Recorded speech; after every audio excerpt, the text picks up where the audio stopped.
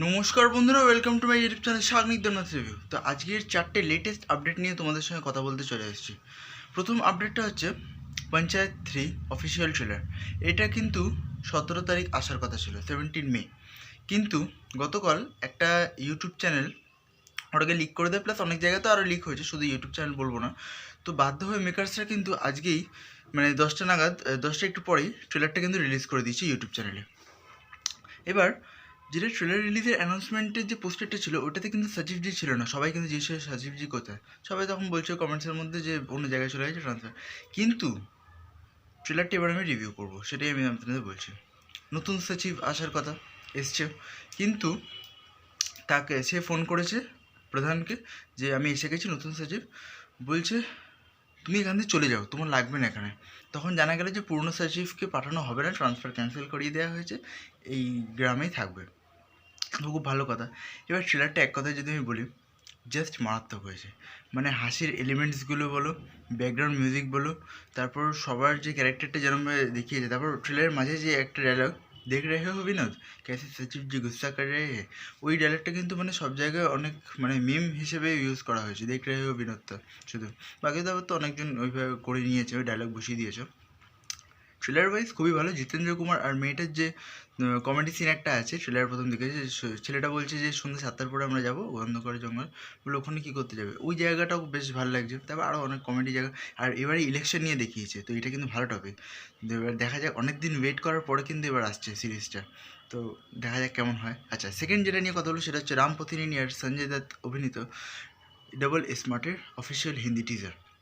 এটা কিন্তু পুরী জগন্নাথের ইউটিউব চ্যানেলে ছাড়া হয়েছে হিন্দি ভার্সনটা, তারপর তামিল, তেলেগু, কন্নড়, মালায়ালাম এগুলোতে আছে। হিন্দিটার ডাবিং জাস্ট মারাত্মক হয়েছে, সঞ্জয় দত্ত নিজের ভয়েসই আছে, আর হিন্দি ভয়েসটা রাম পথিনীর কার বুঝতে পারলাম না, কিন্তু এত অ্যাকশন প্যাক একটা টিজার জাস্ট ফাটিয়ে দিয়েছে। মানে কী রেকর্ড গড়বে আমি জানি না, কিন্তু জাস্ট কেঁপে যাবে। মানে ফার্স্ট পার্টটা আমি দেখিনি এখনও, আমার দেখা বাকি আছে, কিন্তু ফার্স্ট পার্টটার থেকে এই পার্টটা আরও বেশি ভালো হবে দেখে যা মনে হচ্ছে। অনেক কিছু নতুনত্ব আছে, অ্যাকশন বলো, ডায়লগ বলো, ডায়লগ ডেলিভারি খুব ভালো সঞ্জয় দত্ত রাম পথিনীর। তারপরে বন্দুক নিয়ে যখন মানে মারপিট হচ্ছে, অ্যাকশন সিনগুলো দেখিয়েছে, ওগুলোও খুব সুন্দর দেখিয়েছে।